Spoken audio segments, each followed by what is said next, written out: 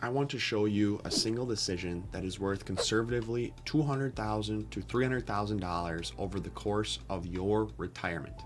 It takes about 15 minutes to understand, and most people spend less than 15 minutes thinking about it before they make their final choice. That's the big problem. I'm Jordan Cassiani, and I'm with Legacy Investment Services, and today we're talking about Social Security timing.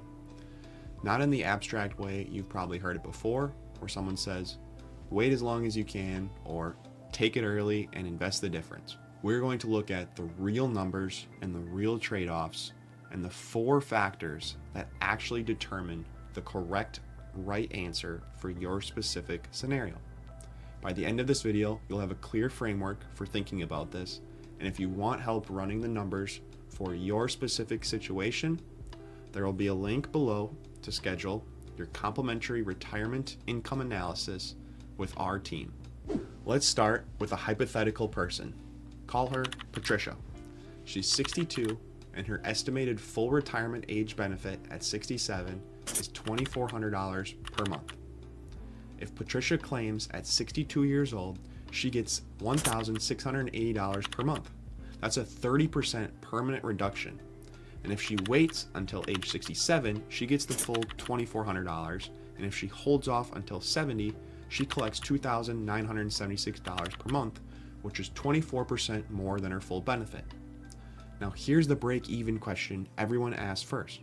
How long does Patricia need to live for waiting for it to pay off?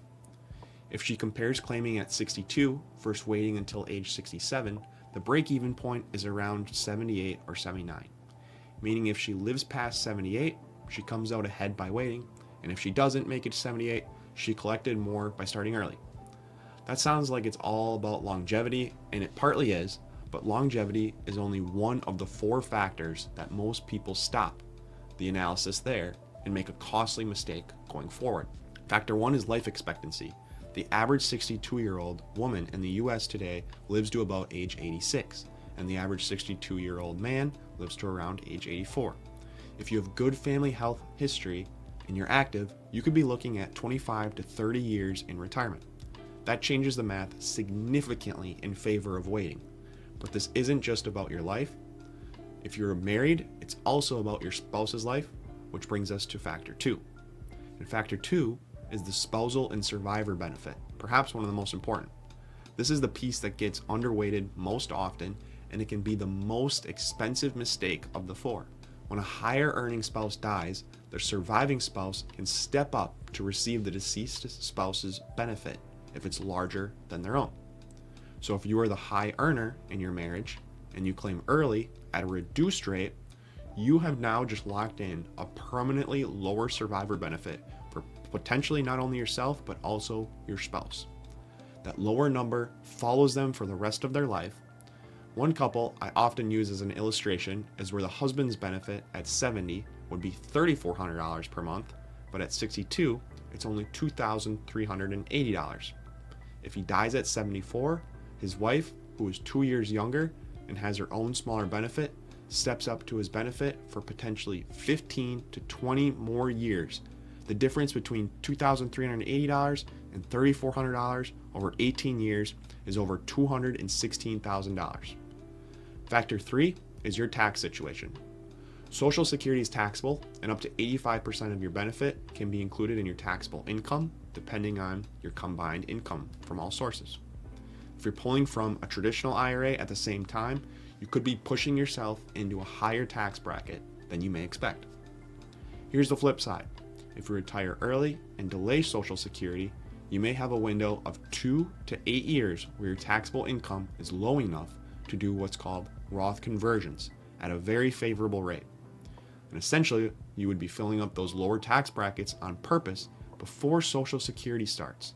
That's a proactive tax strategy, and it's one of the strongest reasons some people choose to delay claiming, even if their instinct says, take the money now.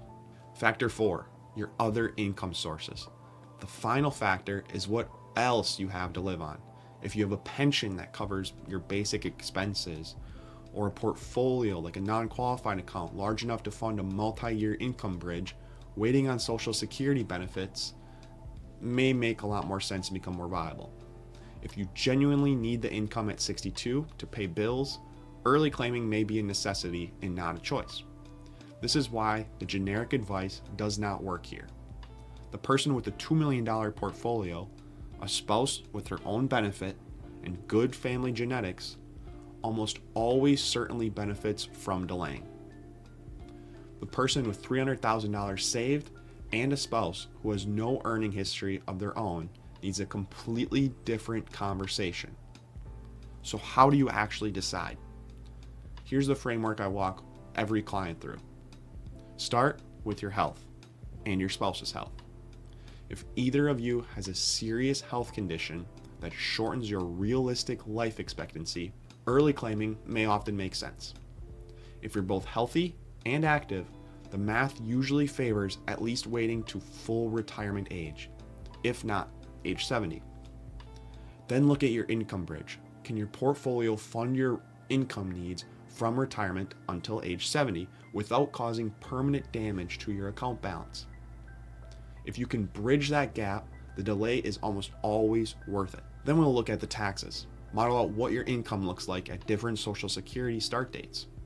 What tax brackets are you in if you start at age 62 with RMDs from a large IRA? What does it look like if you delay and do Roth conversions and the gap years? A lot of what if scenarios. And lastly, think about the survivor. If you are the higher earner, your Social Security decision is not just a decision for you. It's a decision for your spouse's financial security after you're gone. When you put all four factors together, you usually see a clear answer. Sometimes it's to claim at 62 because you need the income and your health may not be in the best shape. It makes claiming early the smart move.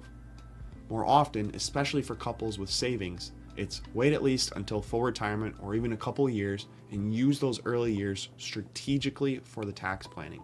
Social Security alone is not a retirement plan, but getting this one decision wrong can cost you more than most people save in an entire decade of working. It's worth a dedicated conversation, and our team runs a complimentary retirement income analysis that looks at your Social Security timing, your tax scenario, and your income plan together. The link to schedule is right below this video, and if you found this useful, subscribe. We put out new retirement content planning videos every week, and I am Jordan Cassiani. I am an advisor with Legacy Investment Services and firm owner. Thanks for being here.